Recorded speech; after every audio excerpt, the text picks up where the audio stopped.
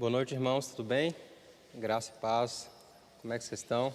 Para mim é um prazer estar aqui compartilhando um pouco da palavra com vocês.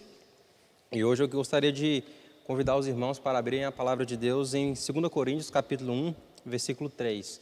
Nós vamos ler o versículo 3 e o versículo 4, então vou te dar um pouquinho de tempo para você abrir e acompanhar comigo. 2 Coríntios, capítulo 1, versículos 3 e 4.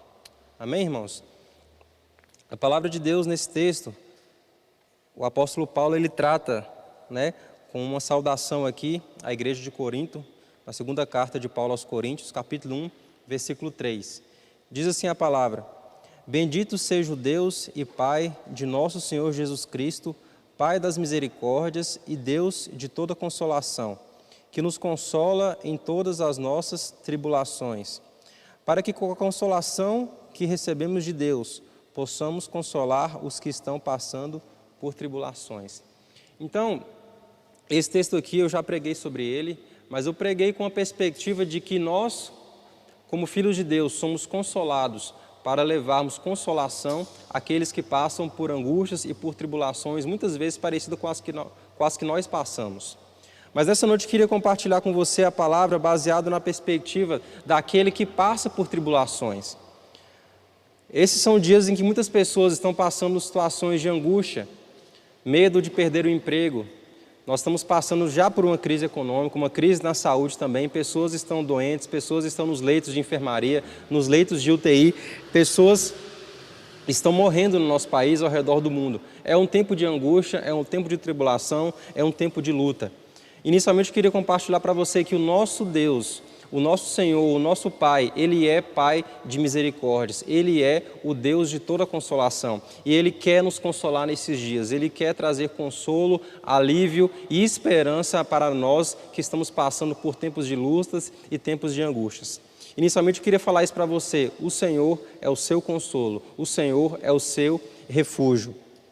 Mas muitas vezes, quando nós passamos por lutas e tribulações, o que acontece normalmente? Qual é a nossa reação quando nós passamos por um deserto, por uma situação de luta e de angústia? Muitas vezes nós achamos que, inicialmente, Deus não está nos ouvindo. Muitas pessoas, quando passam por lutas, por tribulações, por angústias, elas têm a sensação de que o Senhor não está ouvindo o seu clamor. É como se o Senhor estivesse com os ouvidos tapados ao nosso clamor, à nossa angústia, ao nosso quebrantamento, ao nosso pedido de socorro.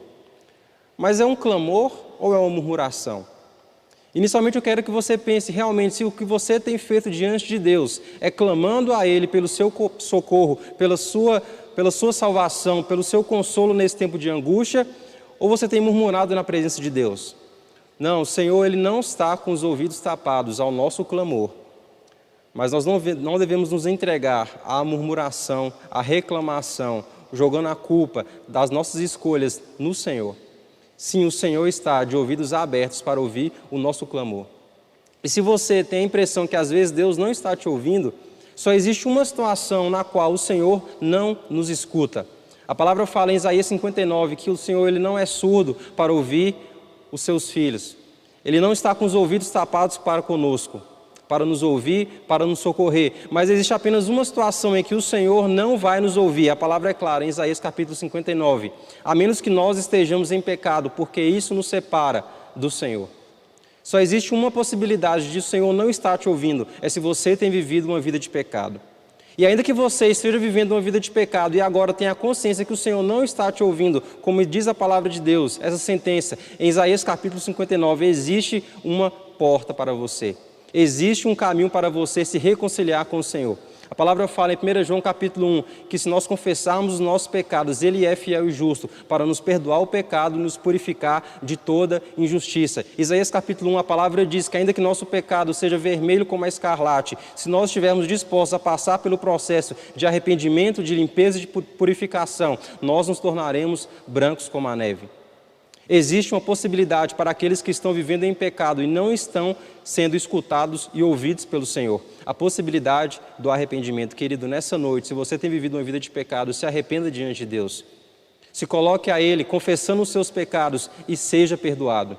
E a partir do momento que você se identificar agora como alguém que tem vivido uma vida de pecado, se essa for a sua situação, você confessa os pecados diante de Deus, se arrepende, Ele te perdoa, querido, levante-se e siga a sua vida. Toque o barco, não fique preso aos seus erros. Se você uma vez já confessou a eles diante do Senhor, você já foi perdoado. Então sim, o Senhor está te ouvindo, o Senhor está escutando o seu clamor. Então clame na presença de Deus. Você que tem passado por dias de angústia e de tribulação, querido, nessa noite eu quero te encorajar, te trazer uma palavra de esperança. Clame ao Senhor. Não murmure na presença dEle, mas clame a Ele pelo seu favor, pelo seu consolo, pela sua misericórdia, porque a palavra do Senhor, conforme nós lemos em 2 Coríntios capítulo 1, versículos 3 e 4, Ele é o Pai das misericórdias, Ele é o Deus da consolação, e com o seu consolo nós somos consolados nas tribulações. Sim, o Senhor está te ouvindo, clame pelo seu consolo, pelo seu socorro, em nome de Jesus.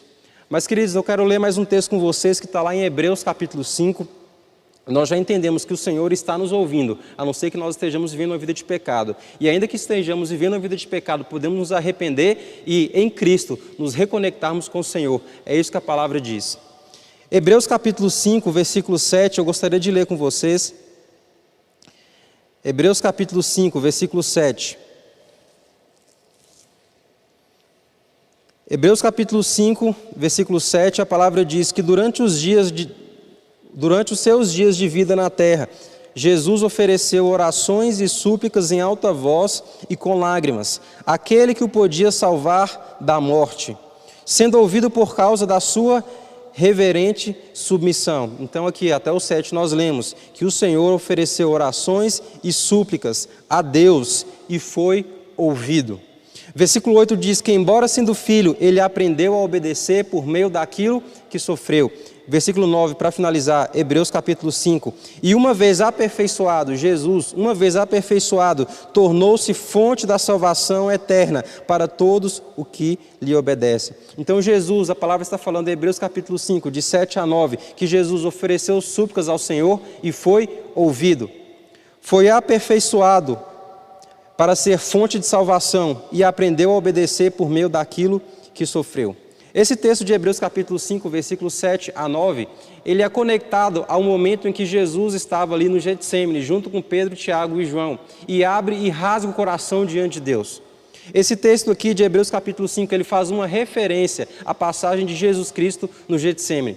Como vocês sabem, Jesus Cristo no Getsêmani, ele estava há pouco tempo, há poucos instantes antes de ser morto, crucificado. E ele faz essa oração ao Pai: Pai, se possível, passe de mim esse cálice, mas que não seja feita a minha vontade, mas a vontade do Senhor que está nos céus. E se você ler esse texto lá em Lucas capítulo 22, versículo 42 e 43, de Jesus Cristo no Getsêmani, rasgando o coração diante de Deus, você vê que ele não teve resposta alguma do Senhor. Naquele momento, o Senhor não disse nada para Jesus. A palavra nos deixa isso muito claro nos evangelhos em que cita a passagem de Jesus no Getsêmani. Deus não fala nada com Jesus. E muitas pessoas podem pensar que naquele momento o Senhor está em silêncio, esteve em silêncio. O Senhor se calou diante do sofrimento de Jesus Cristo. O Pai não falou nada quando vê o Filho sofrer. E muitas pessoas no tempo de angústia, algumas pensam que não estão sendo ouvidas. Nós já vimos que o Senhor, Ele escuta o seu clamor, a não ser que você esteja em uma vida de pecado, que é o que te separa do Senhor. Mas você pode se reconectar com Ele através de Cristo. Algumas pessoas pensam que não são ouvidas pelo Senhor em tempos de angústia. Outras pessoas pensam que o Senhor pode até estar te ouvindo, mas Ele está em silêncio, Ele não fala nada, Ele não te dá uma palavra de consolo. Muitas pessoas podem olhar para esse texto de Jesus no Getsêmani e ver que o Senhor não fala nada com Jesus, quando Jesus rasga o coração a Ele. Mas nós vemos aqui em Hebreus capítulo 5, versículo 7, de maneira muito clara que Jesus, Ele oferece súplicas e orações ao Senhor no tempo de angústia, mas Ele foi ouvido. O Pai ouviu o sofrimento do Filho no Getsêmani. Ele pode não ter falado absolutamente nada, mas Ele também não esteve em silêncio. Ele se manifestou quando a palavra diz que Ele envia um anjo para encorajar Jesus Cristo no Getsêmani.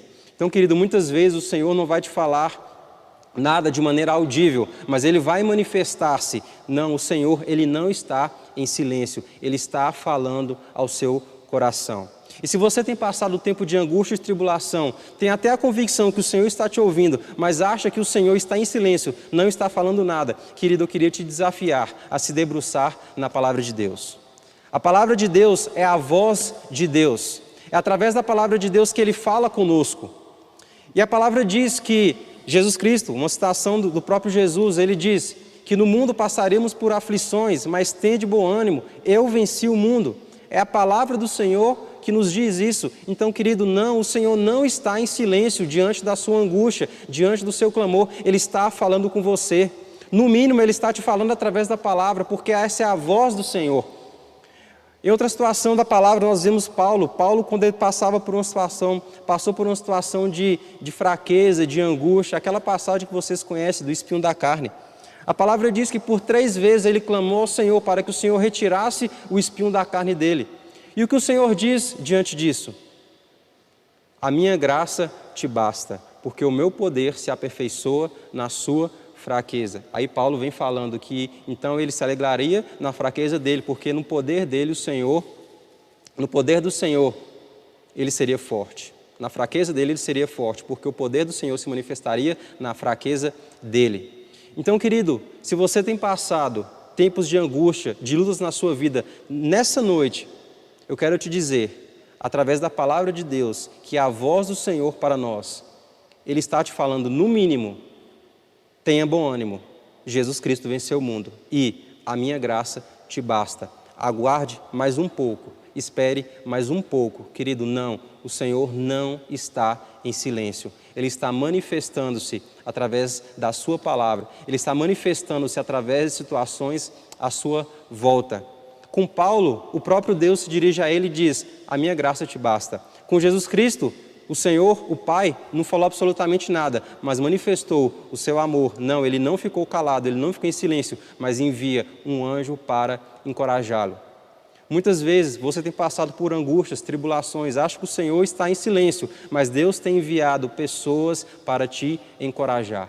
Deus tem enviado pessoas para te consolar, e essa é uma forma dele dizer a você, tenha bom ânimo, a minha graça te basta, eu estou com você. Querido, você não está sozinho, o Senhor sim está te ouvindo, mas Ele não está em silêncio, Ele está falando, tenha bom ânimo, Cristo venceu o mundo, a minha graça te basta e eu estou enviando alguém para te consolar nesses dias. Em nome de Jesus, querido, se apegue a essa palavra, tire esse engano da sua mente de achar que porque você está passando por lutas, Deus não está te ouvindo, Ele não está te falando, Ele não está cuidando de você. Ao contrário, a palavra diz que Ele te encoraja através de pessoas e te diz, tenha bom ânimo. Outras coisas que acontecem, mais uma coisa que acontece quando nós passamos por lutas e tribulações, nós podemos aprender com a passagem de Cristo no deserto. A palavra fala em Mateus capítulo 4, e alguns outros evangelhos também citam essa história, em que o Espírito Santo conduz Jesus ao deserto. Eu queria ler com você Mateus capítulo 4, versículos 1 a 4. Mateus capítulo 4, versículos 1 a 4. Um texto tão conhecido, né? A tentação de Jesus, os 40 dias de Jesus no deserto. Mateus capítulo 4, versículo 1, diz a palavra, como eu citei para você já, Jesus foi levado pelo Espírito ao deserto para ser tentado pelo diabo. Ele foi levado ao deserto com o propósito de ser tentado pelo diabo. Depois de jejuar 40 dias e 40 noites, teve fome. Jesus sim, teve fome. O tentador aproximou-se dele, o diabo, e disse, se és o Filho de Deus, manda que estas pedras se transformem em pães. Jesus respondeu, está escrito, nem só de pão viverá o homem, mas de toda palavra que procede da boca de Deus. E nós vemos ainda 2 tentativas do diabo em tentar Jesus, e no versículo 11, quando Cristo vence as tentações do diabo, a palavra fala, Mateus 4:11, que o diabo o deixou e anjos vieram e o serviram. Quando Jesus vence a tentação do diabo, o diabo deixa, anjos vêm e servem Jesus. Mateus 4:11. O diabo ofereceu pão para Jesus. E a palavra fala que depois que ele vai embora, anjos servem Jesus. Você pode ter certeza, meu querido, a palavra não diz isso, mas os anjos devem ter oferecido algo muito melhor do que pão. Porque o que Deus tem para nós é algo muito melhor do que o diabo nos oferece. A palavra fala, em Isaías capítulo 1, versículo 19, que se nós quisermos, se nós formos obedientes ao Senhor, comeremos o melhor dessa terra. Jesus Cristo foi obediente, foi fiel em meio a lutas e tribulações. Então você pode ter certeza que essa palavra de Isaías 1,19 se cumpriu na vida de Cristo naquele momento. Os anjos o serviram com algo muito melhor, muito superior ao pão que o diabo o ofereceu. Então algumas coisas eu quero compartilhar com você, alguns princípios nessa passagem de Jesus no deserto. A primeira coisa que eu quero deixar claro para você, queridos, é que a luta que você tem passado é uma luta real. Não adianta também que nós fechemos os nossos olhos, olhemos ao redor o que nós temos passado. Você que mora em Patos de Minas, eu moro no Carmo Paranaíba hoje. Nós, na nossa cidade, no nosso estado de Minas Gerais, na nossa nação, no mundo. Não tem como a gente olhar para o mundo e falar que está tudo bem. Não, nós estamos vivendo tempos de crise, de angústias, de tribulações. A palavra fala que depois de 40 dias e 40 noites de jejum, Jesus teve fome. A tribulação de Jesus naquele tempo, naquele momento, a angústia dele era a fome. É real, Jesus teve fome, ele era homem como nós. A nossa luta, a nossa tribulação, a sua angústia, querido, é real. Não adianta você se enganar, falar que às vezes está tudo bem, quando na verdade por dentro você está destruído. O primeiro passo é reconhecermos que nós estamos passando por um deserto. Nós estamos passando por uma situação de angústia, de fome, de trevas, de luta e tribulação. É isso que você tem que entender, inicialmente.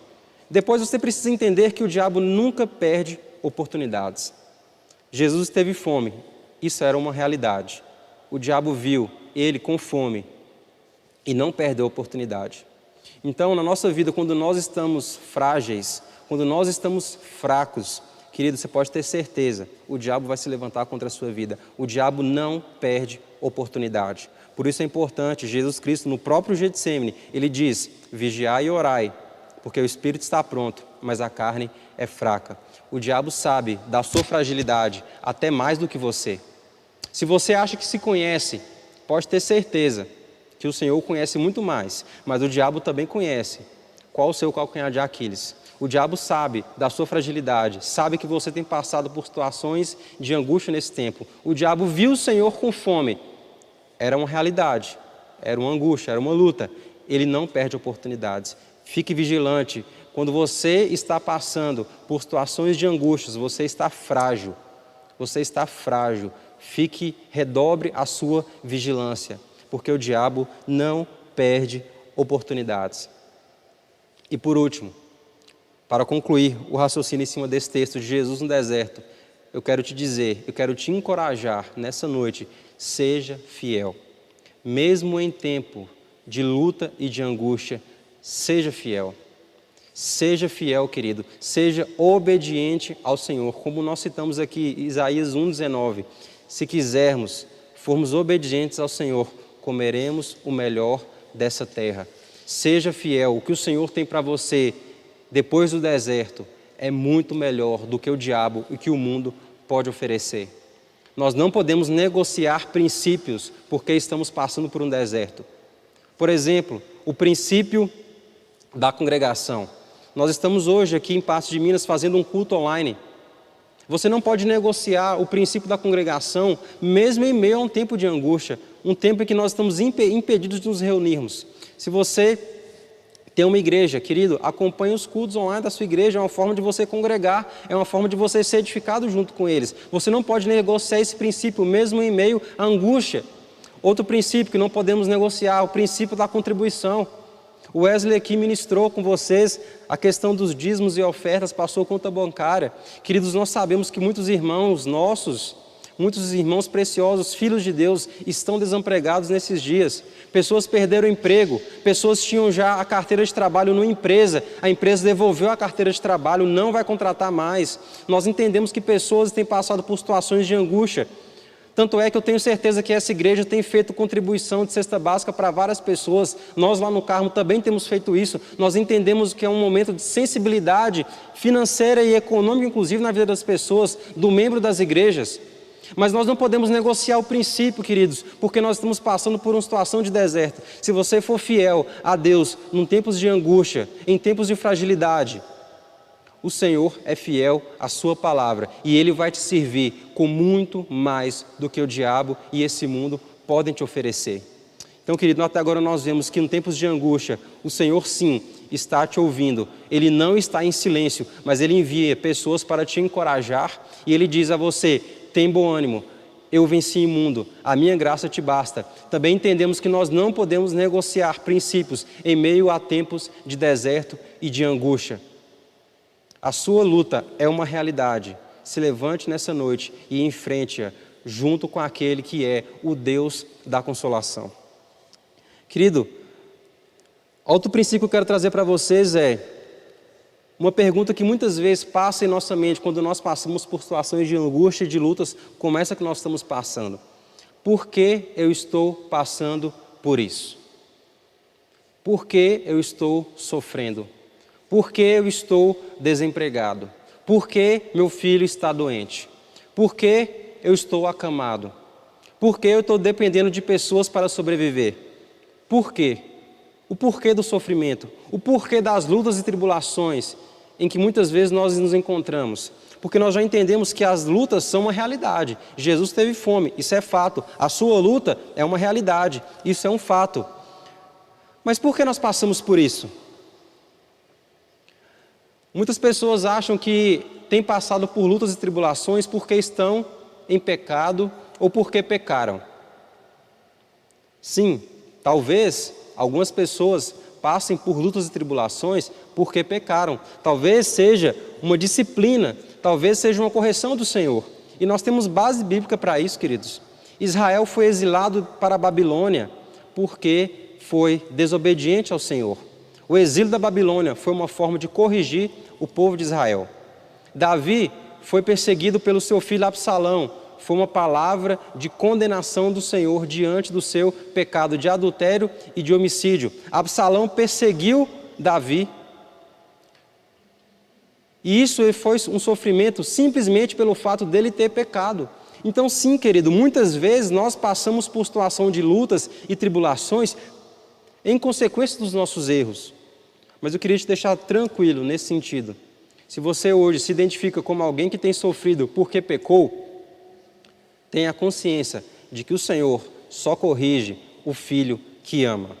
Se você tem corrigido pelo Senhor, tem sido corrigido pelo Senhor, tenha certeza que isso é um sinal que Ele te ama. A palavra fala em Hebreus capítulo 12, que o Pai corrige o filho que ama. O Pai corrige o filho que ama. Se você tem sido corrigido pelo Senhor nesses dias, tenha certeza que isso é um sinal que o Senhor te ama. Mas e se eu, olhando para mim mesmo, eu me examino, não entendo que estou passando pelo deserto porque eu pequei? Então, por que eu estou sofrendo, se não é porque eu errei? Se essa não é a sua situação, querido, eu quero te trazer um entendimento nessa noite, que você está passando por um processo de amadurecimento para exercer um propósito maior pelo Senhor. O deserto nos amadurece, mas nos amadurece com um propósito maior. O Senhor está te ouvindo, mas isso não quer dizer que você vai ser poupado. O Senhor está te ouvindo, mas isso não quer dizer que você vai ser poupado. Jesus Cristo no Getsêmani rasga o coração ao Senhor. É enviado um anjo para o encorajar, mas imediatamente depois desse tempo, desse momento em que ele rasga o coração no Getsêmani diante do Pai, o anjo vai para encorajá-lo. Imediatamente após esse momento, o Evangelho diz que ele é preso, condenado, crucificado e morto. Então, querido, se você tem passado por lutas e tribulações, o Senhor tem te ouvido, mas não quer dizer que você vai ser poupado. Jesus Cristo, a palavra diz em Hebreus capítulo 5, ele foi ouvido, mas não foi poupado. Muitas vezes é necessário que nós passemos pelo deserto para amadurecermos. Muitas vezes Deus não vai nos poupar, porque nós precisamos amadurecer para um propósito maior. A palavra diz, 2 Coríntios 2, 1, 4. 2 Coríntios 1, 4, conforme nós lemos, que nós somos consolados para consolar aqueles que passam por tribulação. Então, o propósito do seu sofrimento é amadurecimento para exercer algo maior. Muitas vezes somos atribulados simplesmente para sermos consolados e consolarmos pessoas que vão passar pelas mesmas tribulações.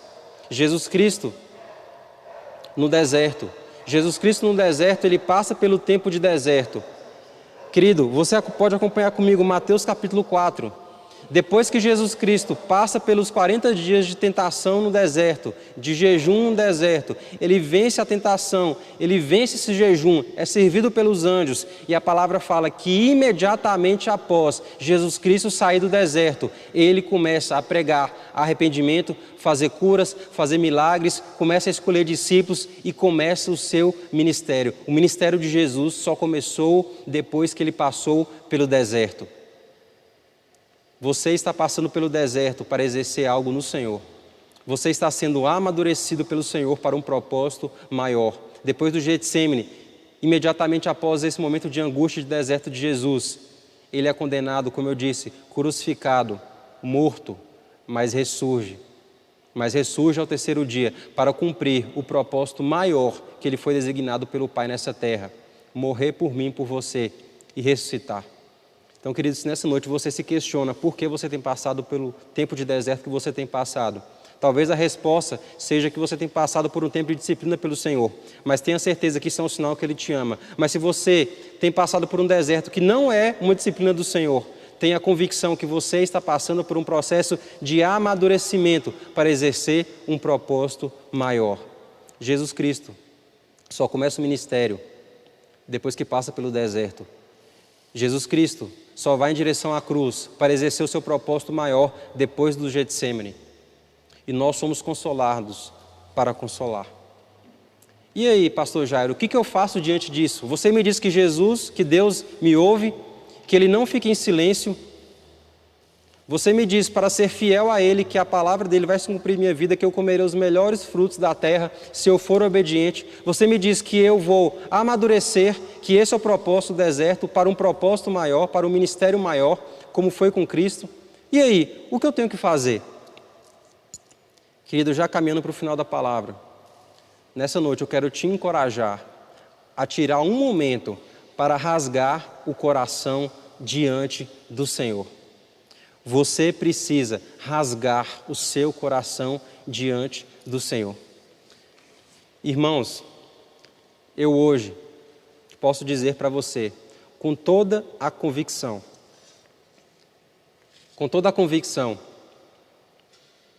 que talvez alguns dos momentos em que eu estive mais próximo do Senhor foram em momentos de lutas e tribulações. É necessário que você rasgue o coração diante do Senhor, para que você de verdade mergulhe nesse momento que você está vivendo. Querido, você precisa de alguma forma quebrar essa barreira que existe entre você e Deus quando você está passando por lutas. Quebre isso, rasgue o seu coração diante do Senhor. Eu tenho experiência para contar para você, um testemunho muito rápido antes de eu encerrar essa palavra. Um dos maiores momentos de crise em minha vida foi no meu primeiro ano de casamento, em que minha mãe estava doente de câncer.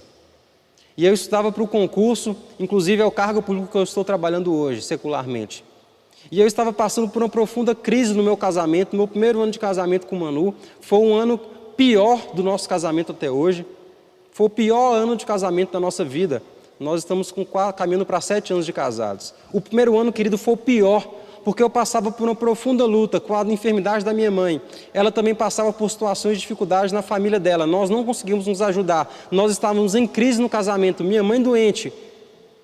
Minha mãe muito doente. Tanto é que poucos meses depois ela faleceu. E eu, nas minhas madrugadas, estudando para um concurso, trabalhando o dia todo,